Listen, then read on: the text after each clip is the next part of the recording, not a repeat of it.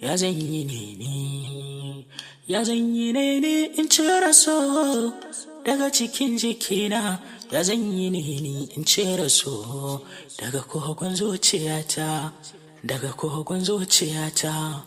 So ba a gani shi bare in gane sufar shi, shi ba shi da launi bare in gane kalar shi, gashi ba mutum ba bare in damke kwalar shi. So ya sani gidan tara, shi ya zamme ni kaddara, ya sani cikin takura, da inda ne sai ai hantara.